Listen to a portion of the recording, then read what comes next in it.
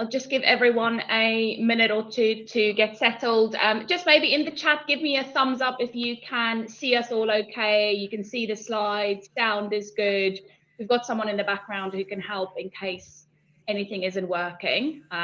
Perfect, thank you. Thanks, guys, that's helpful. Hope everyone is well. Can't get my wardrobe right this week. One moment I'm in jumpers and the next moment I'm in shorts. Just not helpful.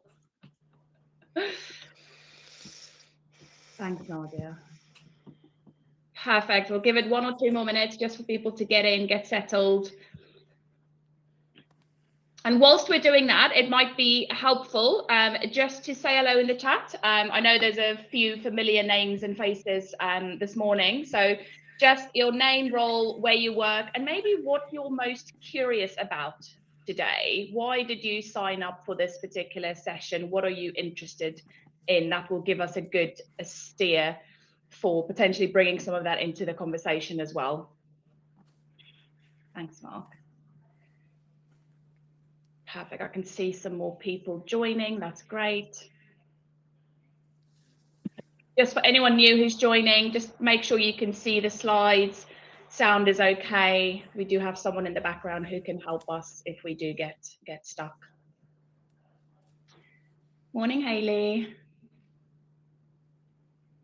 Hey, perfect. Let's make a start because it's a chunky conversation, and if I'm anything to judge by, I can't keep time because I get so involved in the conversation. So I'm really keen to get everyone to have a really good conversation about obviously the lessons from sports and how we can apply that to the workplace. So please feel free to also throughout the webinar jump in with questions. Don't feel like you have to wait till the end. I'm going to keep an eye on the chat, so I'd love for you to join into the conversation.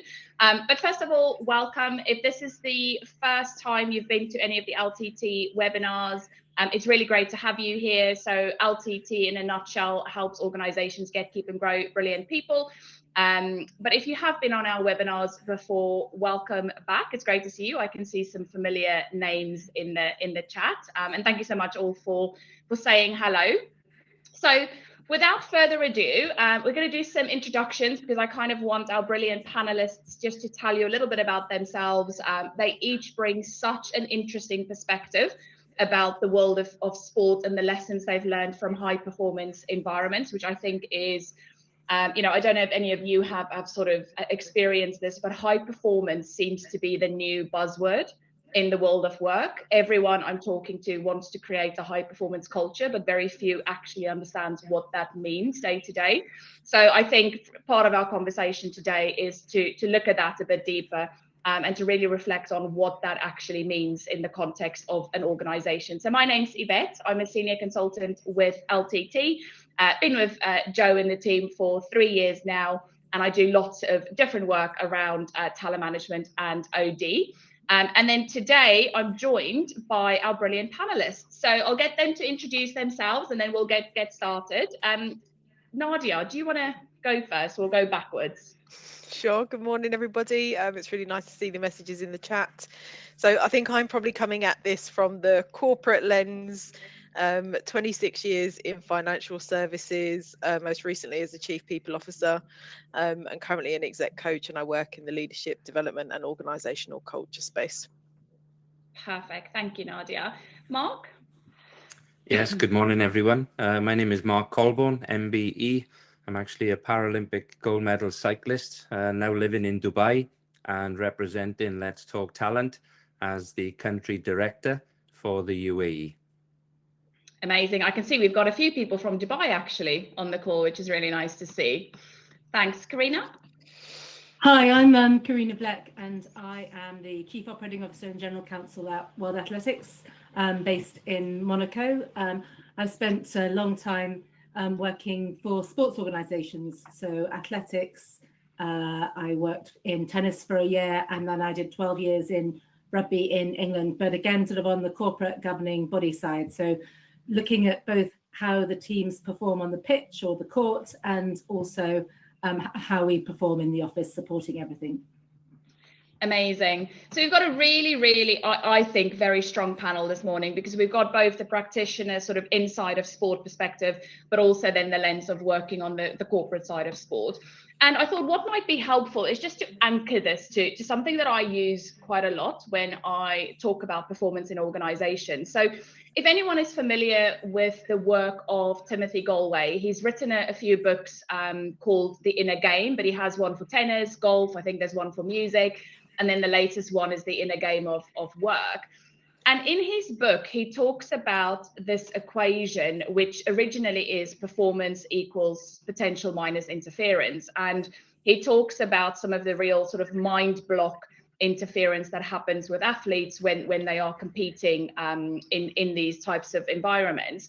And when I read the book, I thought, well, there's something here that can be applied to organizations. So over time, I've actually adapted that equation to bring more of an organizational lens to it. So I've built it out to be culture and capability, which is obviously where a lot of our time and attention is focused in organizations. You know, how do we make sure we've got the best cultures? How do we build the capability and the capacity of our teams?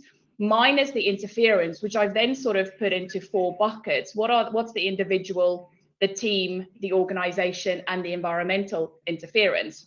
And what I have found interesting when I apply this equation to some of the work I do around performance, my observation is that a lot of organizations invest quite heavily in these two, right? We are always thinking about how we can strengthen the culture, build it out, understand the emotional culture, all of those great things. And we invest a lot in the capability of our people, developing the right skills, all of those things.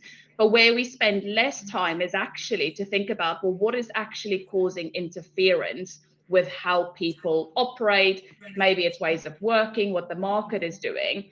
Because quite simply, if you only ever invest in the front end of that equation, this is the biggest denominator, right? This will remove far more than what you can add at the top. So ultimately, you need to think about how we remove some of that interference for performance to be the outcome. So I think it's an interesting lens for the conversation today, because a lot of it is about the interference that is causing people not to be able to perform in the way that we want them to. So I thought this was a really nice anchor for the conversation and something to come back to.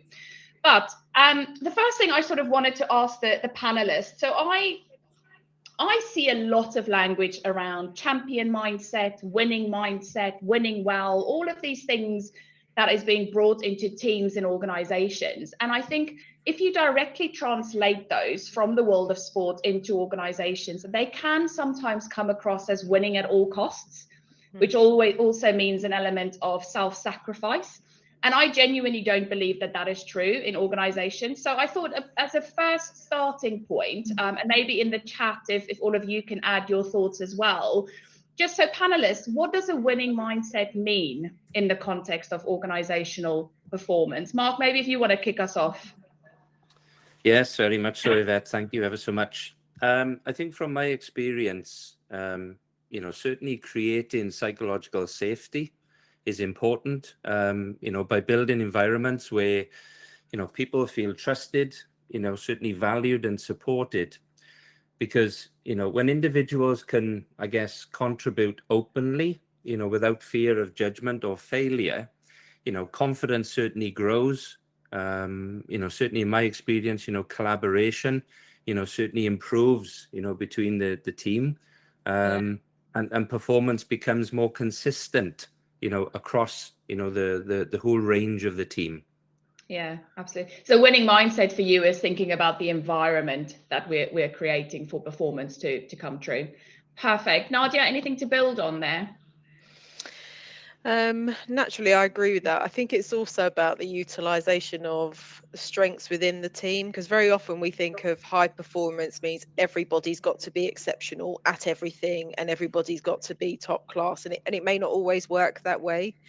You need a balance of strengths across the team, and to harness those, plug the gaps where you've got them, but to harness some of those skills, and then to make sure that people have got the clarity on how you want them to deploy those. And that there's that clarity across the team of the role that everyone's playing. because that's the winning mindset. This is where we're going. This is what we're trying to achieve. And this is the part that you are playing in that. Or else you end up with a bit of competition in the team and within the organization, where people are vying for status or who's the best. And actually it isn't necessarily about that. It's about the part that you're playing to make the team win, I guess. Yeah, and an element of competition is healthy, right? But not Absolutely. when it starts to become a load of lone wolves operating for their own self-interest. So true. Karina, anything to add? Oh, you're on mute. Happens to me all the time. You think you'd know by now, wouldn't you? I think sometimes you've got to think even of the little things. Little things can make quite a big difference. So, if someone's done a presentation, just those sort of words of encouragement before, or just congratulations afterwards to say what you particularly liked about it. If someone's doing something well, just words of encouragement, or words of, when you did X, you did that really well. And just trying to cut against any kind of like sniping or negative comments in an organization, because those sometimes little words of encouragement can make such a massive difference to your day. And if you hear a little bit of negativity, it can make a really big difference the other way. And so I think sometimes it's just the little things as well that we should also remember, rather than the big picture stuff. Yeah, it's so true. I think we don't spend enough time thinking about the little things that can make a big difference in teams and in organizations. And I think so. Yeah, absolutely, Nadia. I agree. Everyone pulling in the same direction, and Terry's comment about the psychological safety, the resilience under pressure. So I'm definitely getting a theme of winning mindset is, well, one, we over I. So it's about the team and collectively winning as a team, but it's also about the environment that we create for the team to win within. So this probably sets us up quite nicely then, Mark, and I'm going to throw to you, because obviously you've been in the world of sport, you've competed, but you've then now come out of it and you work with organizations. So when we think about some of the interference, we know that athletes and teams spend a lot of time thinking about how they remove some of that interference for them to perform at their best. But what is, in your experience, how do we translate that into what we need to consider in organizations? Yeah, and I think there's two answers to this. I think the first answer is the psychological aspect, as human beings, because we think logically, but we also think emotionally. So it's dividing, your time between identifying, first of all, when the emotional inner voice, I guess, is trying to take over, when, as the human, you have to think logically to calm, the state, certainly through breathing, which was one of the skills that we learned on the Olympic program. And I guess, reducing interference to performance by identifying the barriers such as stress, being aware of it, being aware of uncertainty, maybe even, poor communication and conflict in priorities. And I think from my experience, the great leaders, they remove those distractions that, I guess, prevent people from performing at their best and achieving, those sustainable results, for sure. So it's being aware of that psychological storm, as we call it, to take control, as that human, so you can perform at your best.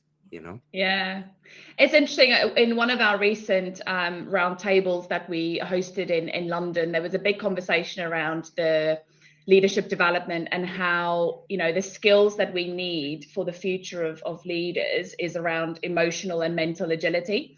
And those aren't usually the things that you find in a lot of leadership development programs. It tends to lean towards the how do you make decisions, or, how do you communicate? And actually what we need are leaders who, specifically during, obviously uncertain times, which seems to be quite a lot lately, how do we both identify and regulate our own emotions, but help others to do that? And from a mental agility perspective, how do you build enough mental fitness so that you can remain optimistic and resilient, to Terry's point, under pressure right? Because otherwise, if you can't show up in that way as a leader, it becomes contagious to the rest of the team, right? So you start to see emotion feed into organizations. So I suppose, do you have any thoughts around that?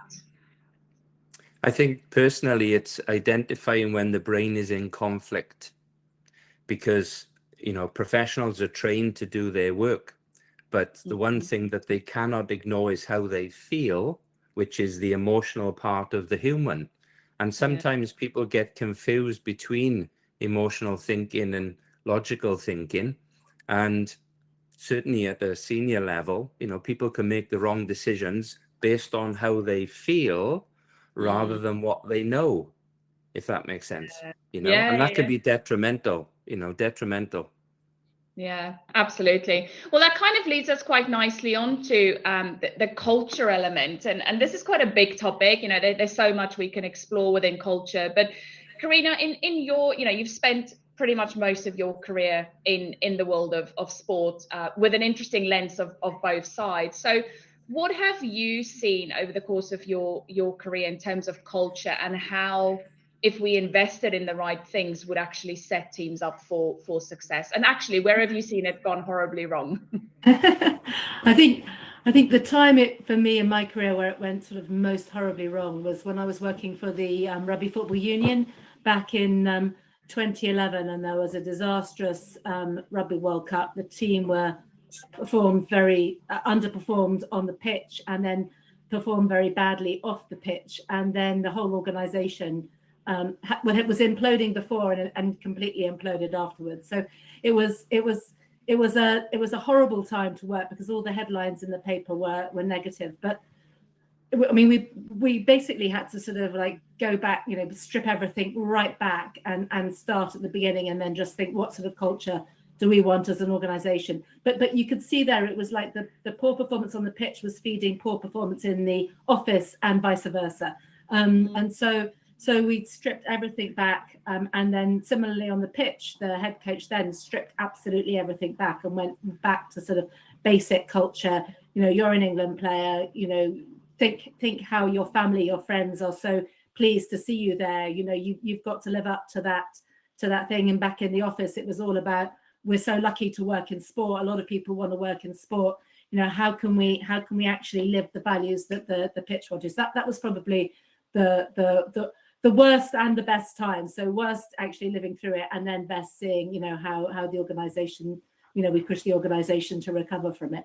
But I mean, culture just drives everything. When you have a negative culture, people then don't trust the leadership, and then they don't understand why the leadership is pushing one decision which is slightly contrary to where they'd like to go as a team, or where separately they might want to be, you know, where their preferences are an individual as to what they want to do that day. So it drives everything, having that culture and trust in the leadership and the organizational priorities that are being made.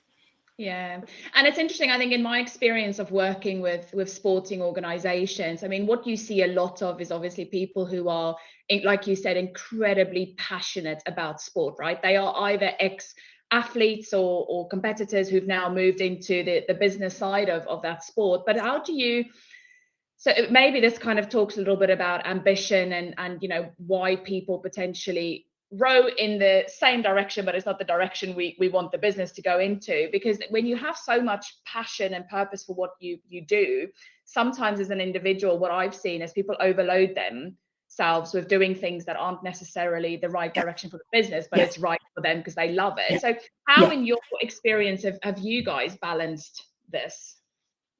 So I would say, I mean, it's really, really hard, because people have their absolute preferences and what they think is important. And sometimes they would say, well, I know the sport more than my boss, who's trying to do something different from a team point of view. So it's just fundamentally all about communication and about explaining the why, and just taking enough time to explain why something is important, and why this, and using all your powers of persuasion, so that you can really try and influence and explain why the route that the organization is going down is going to benefit everybody in get about the organization and everybody in it. And ultimately, it may not be what they would personally prefer to be doing at that moment, or they maybe don't understand it. But at least if people can understand why something needs to be done, then you sort of break down half the barriers. And I think, and you know, we're all guilty of it, just not spending enough time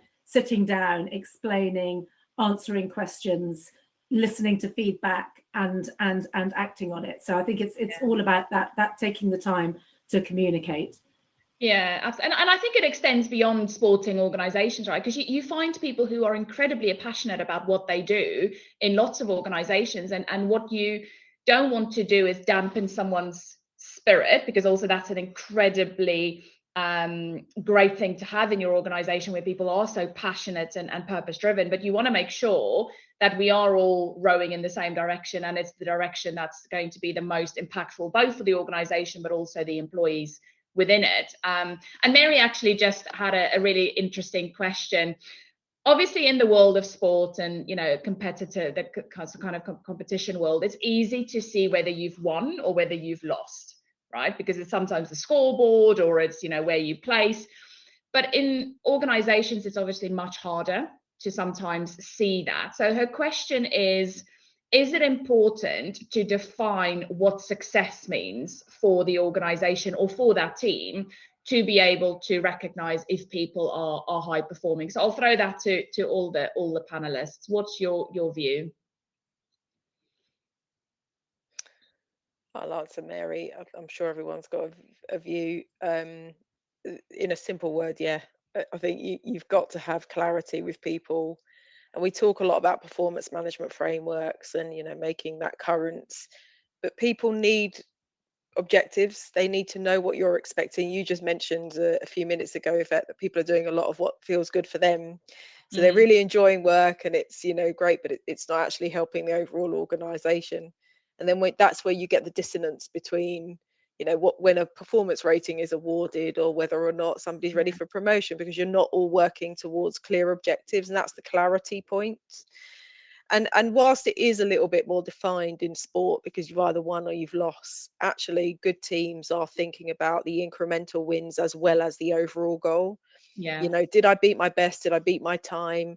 What was the performance standard we were trying to stretch to? And those things are translatable across to organizations as well. So that's a long way of saying, Mary, yes. And I think you just need to have really clear performance objectives for every individual. And to the point that Ivan's made, and I made earlier, that it's playing to the strengths of those people and what you need from them, and that you've got visibility of those strengths across the whole 100%. team, Yeah. and the objectives playing to those strengths across the whole team.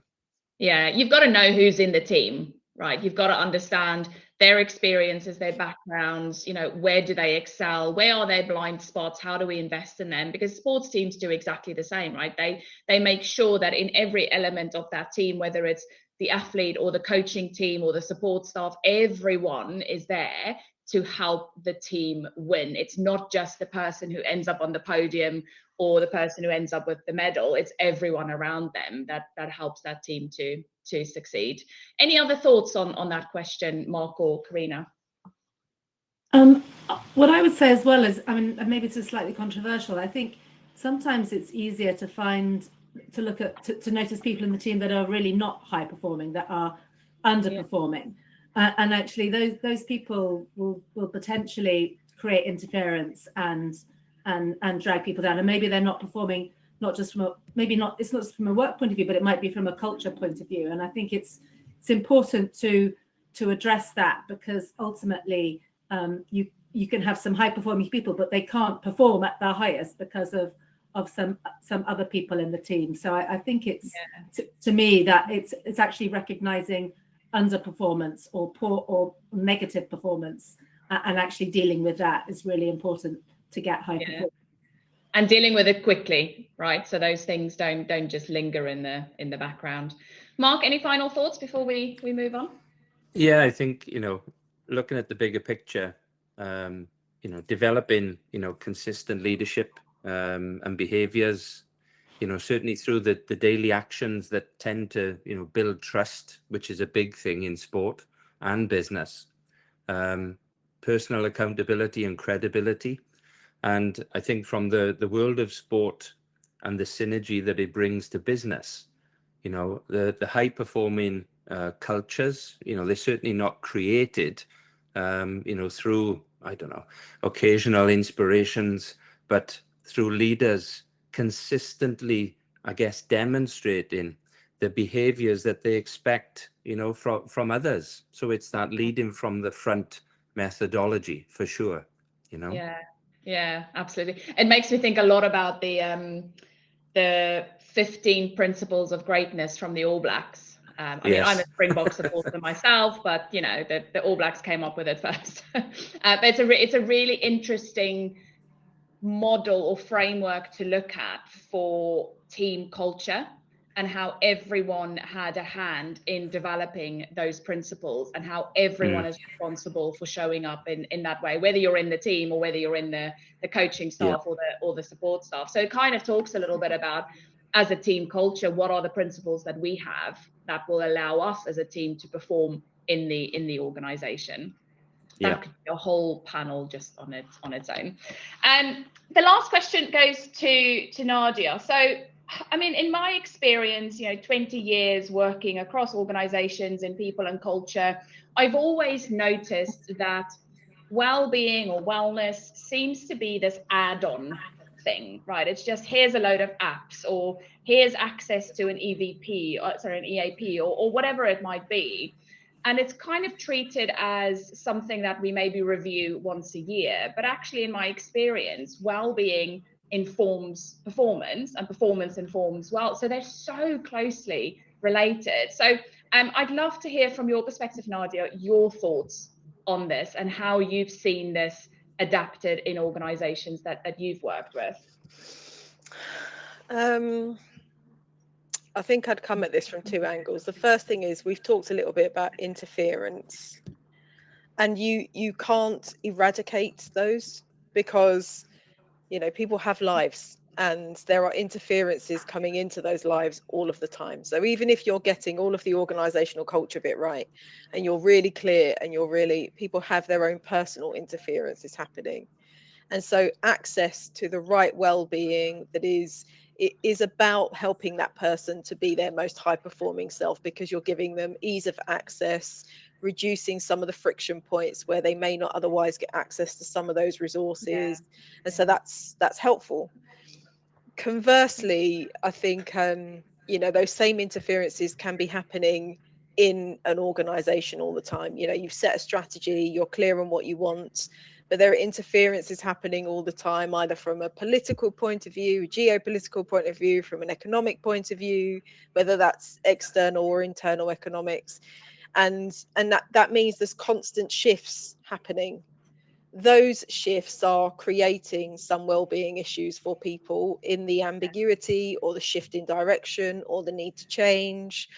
And so having access to well-being is a performance enhancer, because it smooths the way for people to be able to look after themselves and be their best. And if you're comparing that directly to things in a sports world, you know, if a team is moving from their home country to another country to perform in a competition, there's an acclimatization period, there's coaches around to help them, you know, make sure they're able to perform at their best. It's the same kind of principles. So if you're seeing your well-being agenda not as these, and this is where I think it goes wrong sometimes, we tick boxes because we've got a yoga class for people on a Friday morning, and yes, you can access EAP, but it's almost a bit taboo and no one really knows what it means. Of course, yeah. But I mean, if you do that via your GP, you could be waiting months to access a counsellor. So it's the smooth transition of people to deal with the things that are happening in their life, so they can focus on the things you really want them to while they're at work. And then also acknowledging that sometimes the welfare agenda isn't only about those things, those little things, you know, the table tennis and the fruit bowl, and it isn't just about those things. It's about sometimes your well-being agenda is recognizing we're about to go into a really tough period. We're about to go into a time where we've got some very demanding targets, and the well-being agenda looks like more frequent check-ins, more frequent clarity, more communication, making sure that the leaders are on point and that they're being looked after, so you're role modeling it. The wellbeing agenda isn't always just about these nice things that often when I look at job adverts, people, you know, put out there as the this is why you'd want to work here, but but what's the culture like there?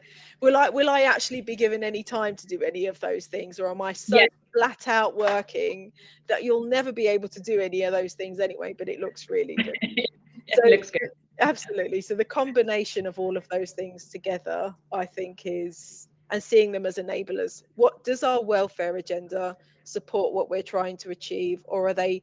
And also then, sorry, the last thing, Yvette, is I think you don't get buy-in from senior leaders about the well-being agenda when it's these nebulous things that sit over there that are they see them as time stealers. Well, it's great because, you know, I see them playing table tennis. I've worked somewhere where there was like they put table tennis things in, and people might be taking that time, and you know, there's almost tuts as managers are walking past and how dare they? But you know, that was the whole point, so that they could have a bit of regroup time. And so if culturally people are not allowed to do those things, then you'll never get the buy-in. No, it's so true. I worked in an organisation where we had table tennis tables, and whenever people used to play, they would be told to quiet down because there was too much noise. They're like, well, that literally goes against everything we're trying to achieve in the business. But it is interesting because I also think there's a lens here, because you talked about some of the, you know, some interference is always going to be there, right? It's not like we can remove every single interference. And especially when you're working in an environment or a climate where there's so much change happening to you around you all the time. So you've got to think about the strategic direction of the business and what we need to pivot or change. And it's ultimately also recognizing that sometimes well-being is impacted because of people's response to change and how well they can adjust. It's, again, I think it goes back to that resilience under pressure, right? And if you look at some of the research around how resilience is built, it's things like, do you have an optimistic outlook on things? Do you have mental agility, cognitive flexibility? Do you have strong relationships around you? So it's thinking about how do we also build that into this agenda where there's so much change and people will react differently to that change as well. And Liz also put, you know, said something in the chat. Some of the most debilitating interference that she's seen has been the gossip. When people don't have clear leadership communication, you will start to create your own story of what's happening right now, and 9 out of 10 times that story has nothing to do with what's actually happening right now. So I can see like some very sort of agreeable nods. What's your experience of this? Oh my gosh. I just said to Liz in the chat, I wish I could double like that, because that is the most debilitating thing. And that's why, even if you never spent a penny on all the, you know, perhaps the wrong word, all the sexy well-being stuff, and you just focused on really, really sharp leadership, giving clarity, filling in the voids, telling them sometimes you don't know the answer either, but this is what you're trying to do to figure it out. It tries to reduce, you'll never stop it because it's a human reaction, but it reduces some of that gossip noise and people filling in the gaps, and then making sure that you've given, it's all the things that Karina's also said, and Mark, that you are giving coaching and you are recognizing people, and you are, you know, because some of those micro moments are, I work with somebody who often uses this analogy about the pinches and the punches. So sometimes the lack of recognition all the time, even when you've done a lot of things, is like a little pinch, and then, you know, you left a gap and you didn't tell me what was happening, but clearly something is obviously happening, is another little pinch. And all of these start to affect the well-being across the individuals and the whole team, and they're all distractors, massive distractors. And then people want that clarity, and so they form these little groups where it's almost confirmation bias. So we'll all talk about it, and yes, that must be what's happening. And I'll just share a little anecdote if you like. So in a last organization that I worked in, just before I was leaving, we were setting up, you've got to do like operational resilience tests, And Sure. we set up one with an ambiguous title around, I don't know, culture and, you know, coming back together to talk about it. And everyone was, well, what does that mean? What is that about? And because there wasn't the clarity, all of a sudden, because it was a test, you've got to test the resilience. You can't tell people that you're doing it. It became, oh, the CEO's leaving. They're going to shut down the whole business. They're going to, Brilliant. no, we're just going to do an ops resilience test. So, you know, fill in the gaps where Filling you the can, gap. for sure. Yeah, so true. Karina, I'll just come back to you because you sort of gave us a very strong nod there when I was talking about the gossip.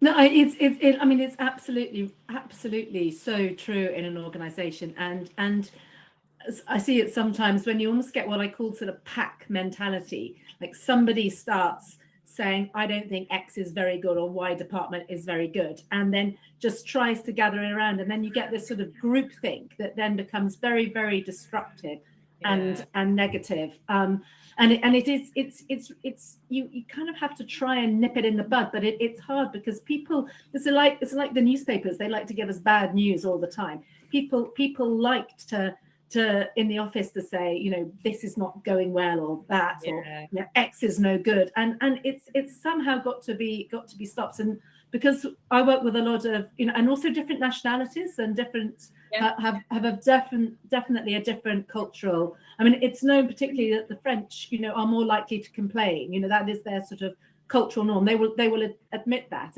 and working out, you know, working in an organisation, it can be quite tricky to navigate, you know, the different cultures and the different mentalities as to how you approach these things. I don't have the answer apart from communicate the why all the time, but if anyone does have the answer, please do put it in the chat. It'd be really helpful. Yeah, and it's so true, because I know obviously you guys are incredibly culturally rich as an organization, and you know, working in that type of environment where everyone comes at things in different ways, everyone communicates differently, everyone has a different set of behavior. Like it's an absolute minefield to navigate as an organization. But yeah, like you said, I think even that could be a conversation on its own. So just to, I suppose, bring it all together, you know, we've got lots of different types of people in the audience today. We've got some people who are business leaders, some people who work in the world of sport, some people in HR and L&D. But what from this conversation do you think is one thing that if people just took that away from today and started to either think about it or act on it, could make a big difference for them? Mark, can I start with you? Yeah, sure. I think, you know, creating sustainable high performance cultures, you know, certainly where, I guess, where well-being, resilience and recovery and performance work together, is around organizations, you know, achieving their best results when people have the energy, the support, and certainly the mindset, you know, needed to perform consistently over time. So treat people like a human. You know, going back to the point in the, you know, in the chat, you know, you have to obviously ask permission to be in a non-judgmental space, but ask the question rather than assume, you know, because in sport, just to finish, you know, in sport, everybody's driving towards the same goal, which is to win. But that comes from the coaches, the physiologists, the biomechanics, the dietitians, the strength coaches, and the athletes. And then certainly on the periphery is the families, you know, and they're all part of the team. So I guess, you know, the one thing to take away is just remember that you're dealing with human beings, you know, that have emotions, thoughts, troubles, pressures going on. And just because they're giving you, you know, that smile, that may not necessarily mean that everything's okay. Yeah, you know? so true. Yeah, absolutely. Great point, Mark. Nadia? I think it would be to check and then recheck the capabilities of your leadership, and not to assume that tenure or, you know, years of experience means that everything is on point right now, because you know, your workforce is changing all of the time, and so, and also what they're operating in is changing all of the time, and you can blink and what you thought had been clear suddenly 6 months ago.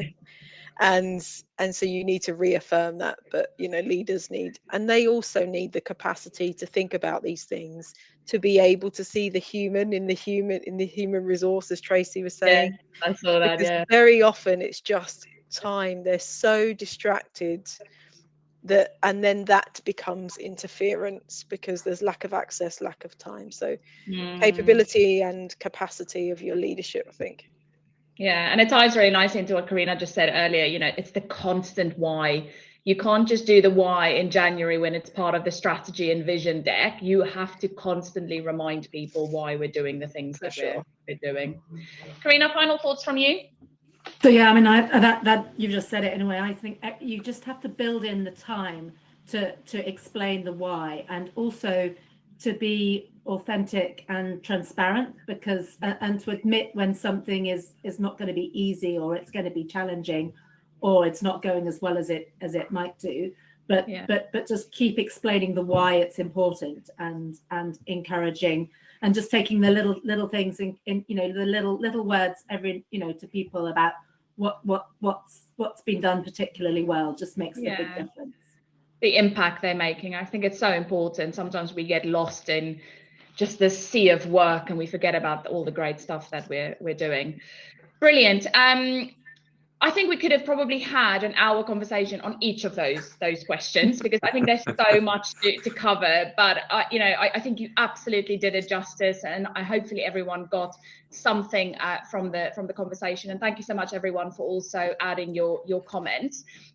So we have a brand new white paper that I have written on team performance. So it's very heavily research backed, but it also gives you lots of practical things that you can do around strengthening team performance. And it was interesting when I was reading all of the research around high performance cultures and team performance, the same three things kept coming up, and it was culture, chemistry, and capability. So hopefully this is going to be helpful for you to look at.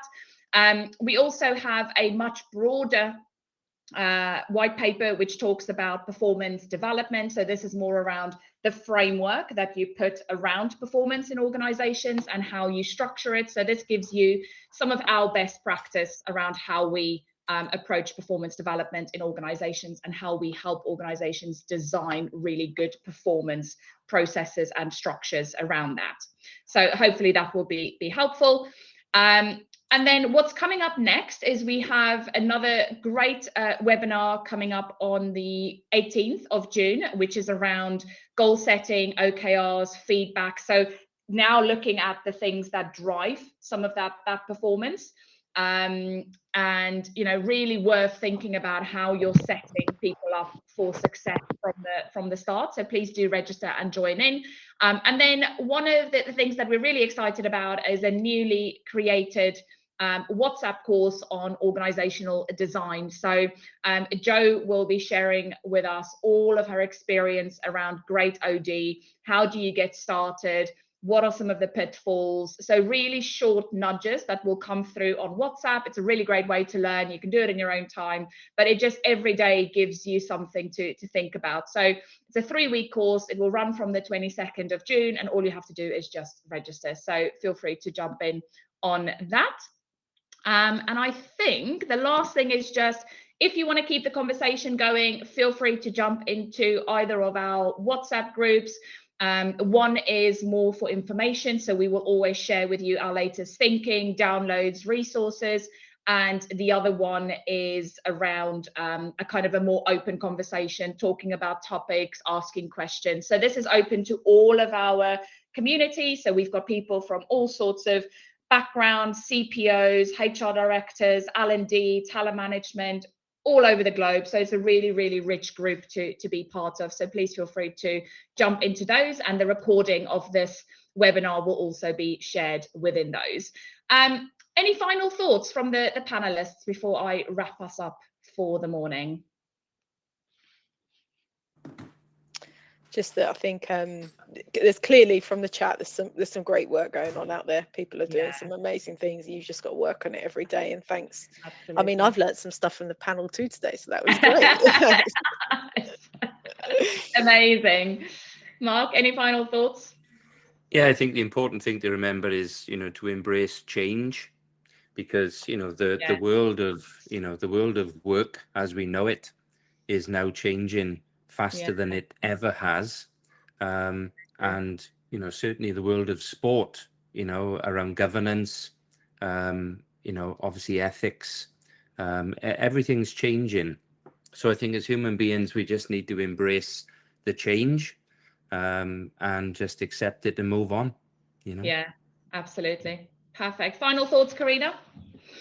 Sorry, I just froze for a moment. I saw, I yeah. want to say a massive thank you to everybody for listening and for really, really interesting conversation. And, I must learn as well. Must keep reminder to self to do all these things as well. Yes, yeah, exactly. Well, thank you so much. I really enjoyed the conversation. Thank you to everyone for joining in. And if you're listening back, please feel free to reach out if there's any questions. But otherwise, enjoy the rest of your day and the weekend when it comes. I'm sure I'll see you all very soon.